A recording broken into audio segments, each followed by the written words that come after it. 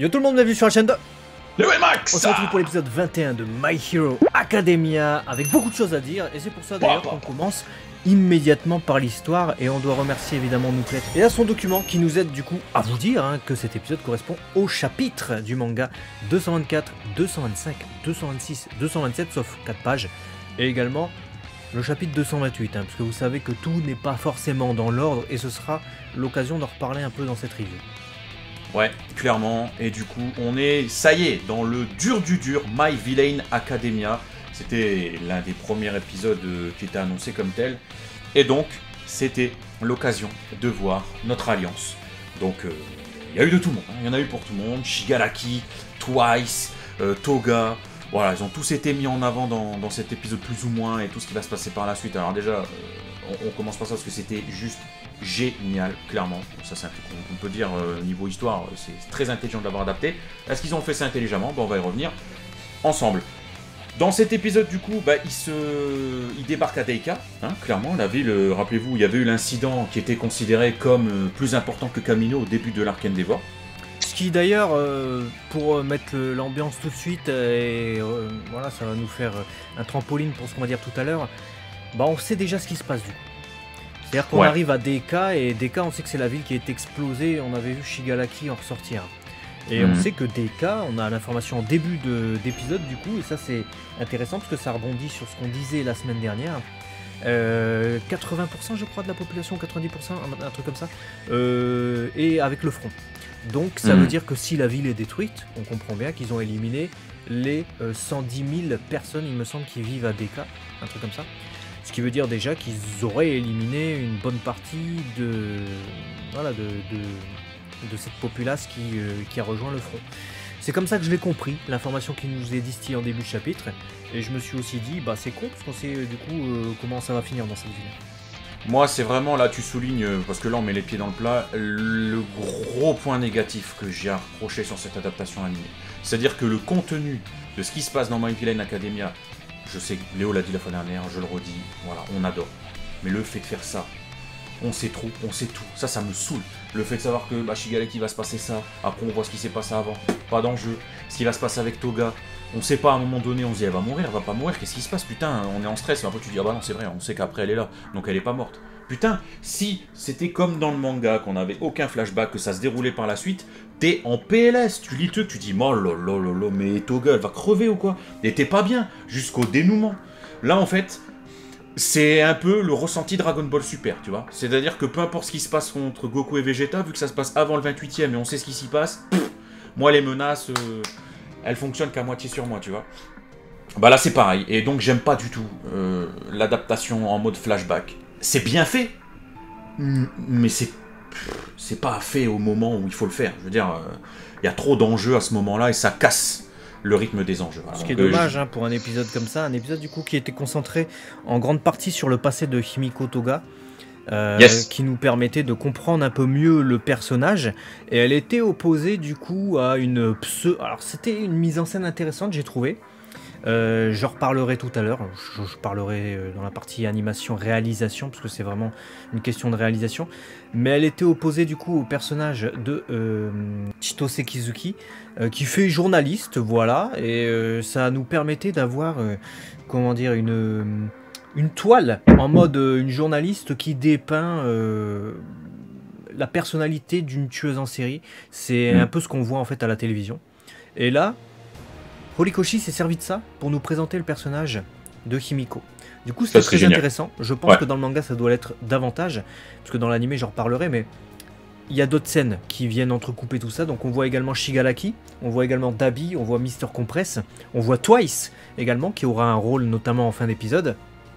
Et comme on voit beaucoup de trucs, et même l'histoire de Redestro, dont on apprend qu'il est le fils en fait du véritable Destro, donc le gars qui avait écrit son bouquin et qui était mort en 11 là.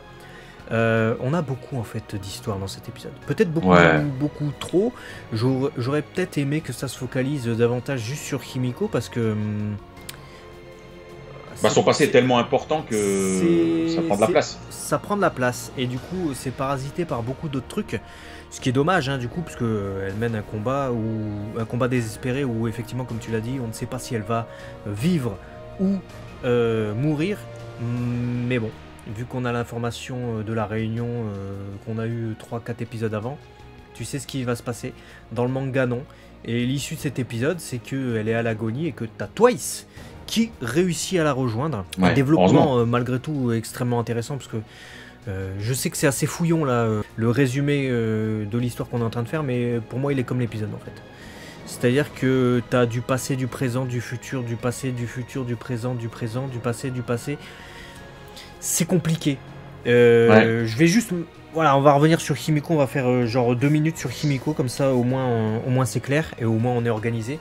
On apprend du coup que toute petite, vu que son alter, elle, c'est la succion de sang qui lui permet de prendre l'apparence des gens, on apprend déjà qu'elle avait cette personnalité où elle était fascinée du coup par le sang. Et comme elle est fascinée par le sang, qui est du coup lié à son alter, ça lui a amené cette personnalité. Là où on a le front qui serait plutôt tenté de dire, oui mais du coup les gens... par rapport à ton alter et du coup à ta personnalité, ont voulu te restreindre, ont voulu te contraindre. Or, toi, il faut que tu te libères, etc. Tu es malheureuse. Mais elle, Himiko en tout cas, elle ne s'est jamais sentie malheureuse. Elle, dès qu'il y avait un truc jouissif pour elle, un truc plaisant, etc., elle disait qu'elle arborait ce sourire, etc. Elle s'est jamais sentie contrainte. Alors que Chitose, elle lui dit justement, si tu t'es senti contrainte, c'est pour ça que t'as tué des gens. Voilà, donc on a deux visions du monde un peu qui s'affrontent, c'était intéressant malgré tout. T'as les contraintes aussi de la société, forcément, sucer du sang, être régi par le sang, c'est dérangeant. On la voit d'ailleurs, cette interaction avec ses parents à un moment donné, en mode, mais qu'est-ce que t'as fait Non, on fait pas ça. Ce qui nous permet de mettre de l'empathie, parce que ses parents la voient comme un monstre. C'est ça. Et on comprend du coup qu'elle soit un petit peu instable sentimentalement parlant, qu'elle recherche quand même un peu l'amour, tu vois, parce que même quand après on a tout ce qui tourne autour de l'alter de Ochako, elle repense à Izuku, tu vois, elle cherche à s'attacher sentimentalement à certaines choses, etc. Tu sens quand même qu'elle est un peu... Comment dirais-je ? Elle est un peu perturbée dans son personnage, qui est cohérent avec elle-même, tu vois. Il est cohérent envers le personnage, mais t'es perturbé, meuf, je veux dire, à un moment donné. C'est très intéressant de voir comment un alter, en fait, peut influencer la personnalité. Et je pense que c'est aussi l'une des écritures derrière ça. C'est-à-dire que, oui, d'accord, ok, psychopathe, un peu folle sur les bords, etc. Mais faut comprendre que ça vient de son alter. Ouais. Et voir aussi l'évolution de cet alter, et du coup, peut-être aussi de sa personnalité. Puisque mise face à un mur, Chitose, son alter c'est les mines, hein, donc en fait tout ce qu'elle touchait, Himiko, dès qu'elle essayait de se mettre à l'abri, elle explosait en fait. Donc c'est comme si la réalité lui explosait au visage, symboliquement, et à l'issue de ça, elle arrive à en sortir grandie en utilisant du coup l'alter d'une relation qu'elle aime, relation Ochako-Izuku, relation qu'elle admire, et du coup elle a de l'admiration et de l'amour aussi pour Izuku et Ochako dans ce sens là.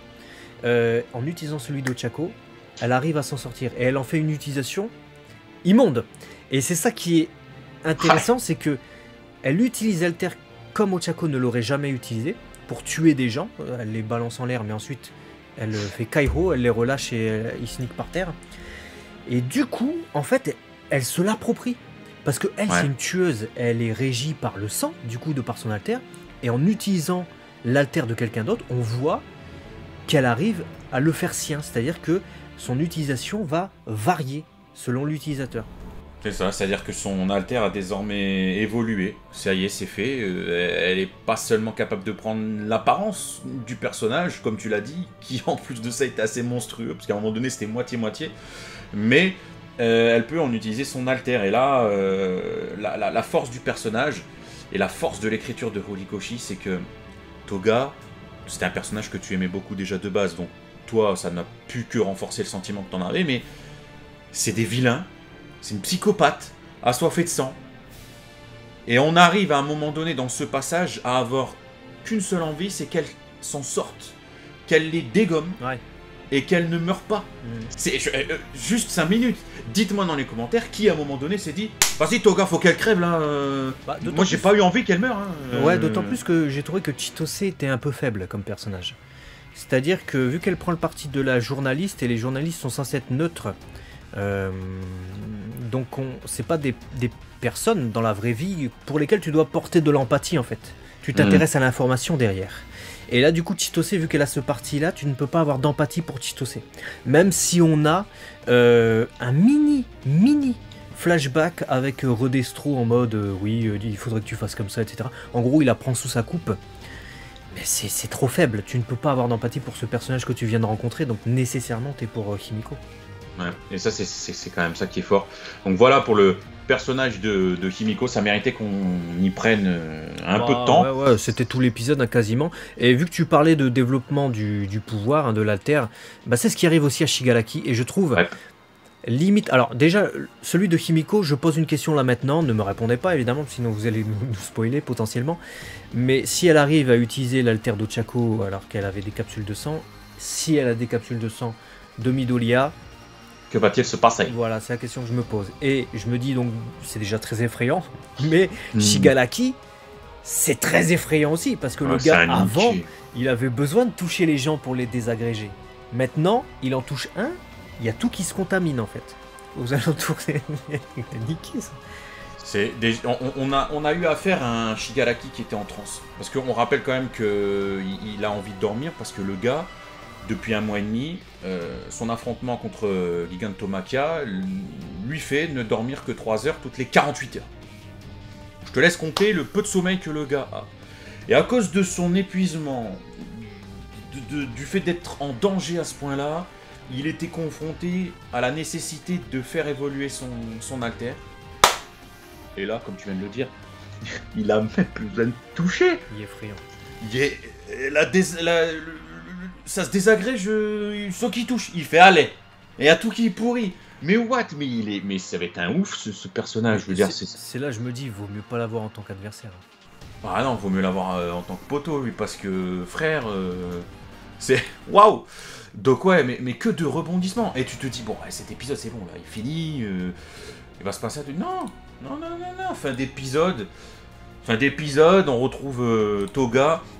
Et là, on voit un Twice qui est perturbé au possible, en mode, on a touché sa famille, tu vois, on a touché Toga, qui est l'une des seules qui lui faisait confiance et tout. Il est pas très bien. En face, provocation de l'ennemi, et on se dit putain, le prochain épisode. Oh là là, qu'est-ce qu'il va faire? C'est génial. Cette histoire est juste géniale. Ouais, d'autant plus qu'on découvre le pouvoir d'un gars qui peut se servir des gens comme des marionnettes. Du coup, il va peut-être se servir des doubles de Twice pour justement attraper Twice et Himiko. C'est intéressant, vraiment très intéressant. On va passer à la bande son parce qu'on a beaucoup de choses à dire de toute manière. Globalement sur cet épisode, vous l'avez compris. Bon, évidemment, interprétation magistrale de Fukuen Misato sur Himiko Toga. Koki Uchiyama, j'ai trouvé qu'en Shigaraki Tomura, il faisait très bien le fatigué. Je l'ai senti fatigué dans cet épisode. Ouais, moi aussi, il m'a même fatigué moi-même, tellement il était fatigué. Et il était fort. Après, il y a Hiroshimono en Dabi qu'on a un peu plus entendu que sur les autres épisodes, donc c'est intéressant parce que c'est le CU de Zenitsu dans Kimetsu no Yaiba, pour ceux qui ne le savent pas. Du coup, ça tranche, parce que c'est pas du tout le même genre de personnage. Et puis, enfin, on avait aussi le personnage de Chitose Kizuki qui a un gros rôle dans cet épisode, donc la journaliste, qui est la voix de Anko Mitarashi dans Naruto. Elle fait également Frederica Hanashiro dans Psycho Pass 3. Et puis bien d'autres personnages que vous voyez s'afficher à l'écran. Et j'ai trouvé que son nom était bien choisi parce qu'elle s'appelle Kizuki Chitose. Et Kizuki, donc c'est avec le kanji de l'énergie Ki et Tsuki, la lune. Donc c'est l'énergie de la lune, finalement elle met en lumière ce qui se passe en tant que journaliste avec Himiko, avec la révélation. Et c'est aussi Kizuki, ça veut dire remarquer en japonais. Kizuki. Donc, disons qu'elle essaie de mettre vraiment en lumière et de faire remarquer. C'est jamais innocent, hein. Souvent les jeux comme ça, les jeux de mots, ça c'est cool ça. Ça c'est vraiment cool. Non, après, clairement, côté Seiyu, c'était incroyable. Ils m'ont mis dedans, ils m'ont vraiment permis de vivre ce passage qui perdait en intensité de par le côté flashback qu'on a souligné en début de review, qui aurait pu justement faire que tu regardes et tu dises ouais ok, ouais bah je sais, il va pas mourir alors, on s'en fout, ouais bah il va pas mourir, bon ok, tu vois, clairement hein, tu peux le vivre comme ça. Ils m'ont mis tellement dedans, tellement d'interprétation, d'émotions, de pleurs, de cris, de fatigue, etc., qu'en fait tu vis le truc et t'en oublies que tu en sais la suite. Tellement ça te met dedans. Et ça, c'est génial, et je tiens à souligner cette prestation, parce que ça fait toute la diff. Donc clairement, et les musiques, etc., ont permis aussi d'être en proie de ressenti dans ce truc. Donc franchement, une bande-son, encore une fois, génial ici. Exemplaire, un peu comme l'animation d'ailleurs dans cet épisode, parce qu'évidemment il y a beaucoup d'explosions, donc nécessairement ça demandait de l'animation de qualité. Ouais. Et il y a Yu Yoshiyama, du coup, qu'on peut souligner, qui a participé à cet épisode. On peut le voir aussi dans l'affrontement entre Dabi et l'homme de glace. Homme de glace d'ailleurs très surprenant, ce gars-là, on n'en a pas parlé. Il parle avec une voix toute calme et tout, alors qu'il saute dans les airs et tout. Dabi, je sais pas comment il fait pour l'entendre. Et puis il y avait aussi cette animation finale pour Himiko Toga qui était signée du coup de Keiichiro Honjo et de Vincent Chansard. Il y a même d'ailleurs des images, des Genga, des images clés qui sont disponibles. Vous les voyez s'afficher à l'écran, c'est assez saisissant de voir comment ça a été fait. Et on voit qu'il y a une qualité d'animation évidemment qui est mise sur les gros passages comme ça. Et on savait que c'était un gros épisode, à tel point qu'il y a même des dessins qui ont été faits et postés par le staff directement sur Twitter, par rapport au fait que c'était l'épisode de Himiko, entre guillemets. Ouais, bah, et puis quel dessin. Ouais. Magnifique ce dessin. Pas magnifique, on s'entend, mais c'est beau. Ouais, c'est beau. J'ai rien d'autre à rajouter, peut-être. Ouais, bah passons au changement du coup. Changement du coup, grâce à Nouklet, on a quelques informations, puisqu'il nous fait à chaque fois un petit dossier, ce qui est intéressant. Donc les images, à un moment donné, quand on a l'explication sur l'identité de Redestro, sont différentes dans l'animé par rapport à ce qu'on a dans le manga, mais l'explication est la même. Donc là, c'est plutôt un choix d'adaptation. Et puis ensuite, quand on expose, quand Chitose nous fait la journaliste exposant Himiko Toga, parlant d'une criminelle lycéenne qui aurait tué ses camarades de classe, etc. Dans le manga, le nom de Himiko est caché. Toga-san, etc. c'est masqué. Tandis que dans l'animé, bon, on nous dit, c'est prononcé ouvertement. Et enfin, la sœur de Shigaraki Tomura qui apparaît dans cet épisode, dans ses flashbacks, son visage est masqué dans l'animé, tandis qu'il ne l'est pas dans le manga, ce qui est assez surprenant. Je ne sais pas. Je sais pas pourquoi, j'ai pas compris. Après, il y a l'ordre des scènes, évidemment. On vous l'a dit avec les flashbacks, la réorganisation, le fait que dans le manga, on ne sache pas ce qui se passe après. Nous, on a déjà vu la réunion qui se passe dans le futur, on a déjà vu des cas totalement ravagés, donc on sait ce qui se passe après. Dans le manga, on ne sait pas. Du coup, ça, c'est une différence fondamentale, et qui, pour moi, est très importante, parce que ça va nous amener à la conclusion. J'ai aimé cet épisode. J'étais content d'être investi avec les personnages, mais c'était trop fouillis.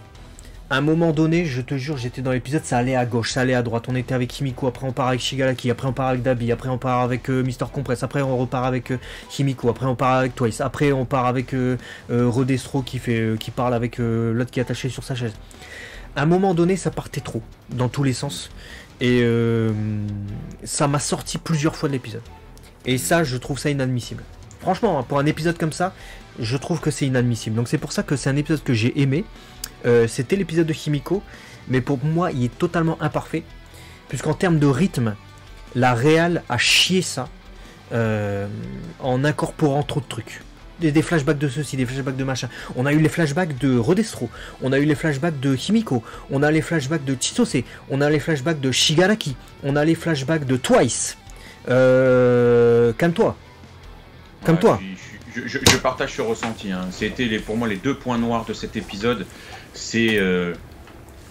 J'ai l'impression qu'ils ont un peu pris à la légère le My Villain Academia. Comme si c'était dit, oh, c'est pas Deku, c'est pas Shoto, c'est pas Bakugo, ils s'en battent les couilles. Allez, expédie-moi ça. Fais un bon truc, mais allez, en un ou deux épisodes, faut que ce soit torché. Flashback, c'est bien, parce que le film est plus important, vu que les trois, ils sont chez Endeavor. Et que du coup, tout ce raisonnement-là vient un petit peu amoindrir le traitement.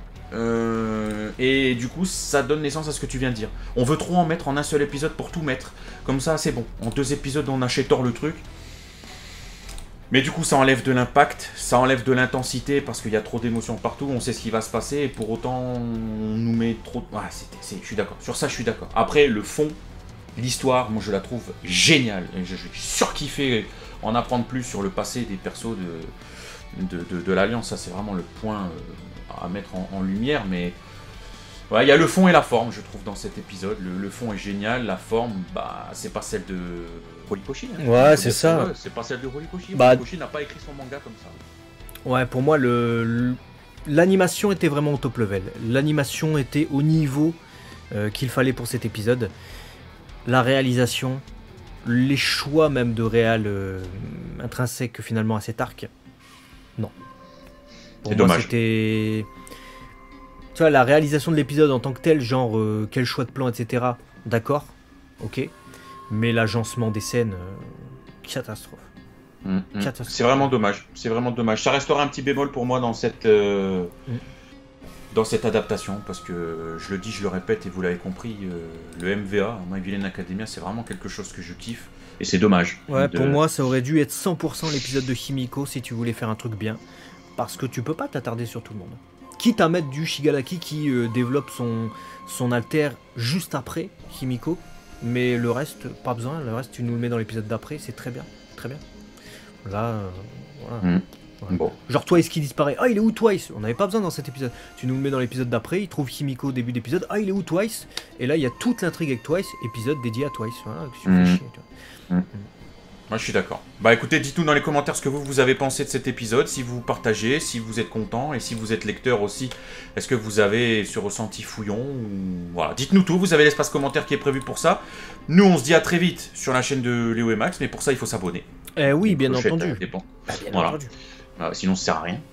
Toi-même. Ah d'ailleurs, petite information, on sera à la Made in Asia les 8, 9 et 10 octobre 2021. Donc n'hésitez pas à venir à Bruxelles. Si vous voulez nous rencontrer, ça sera avec plaisir.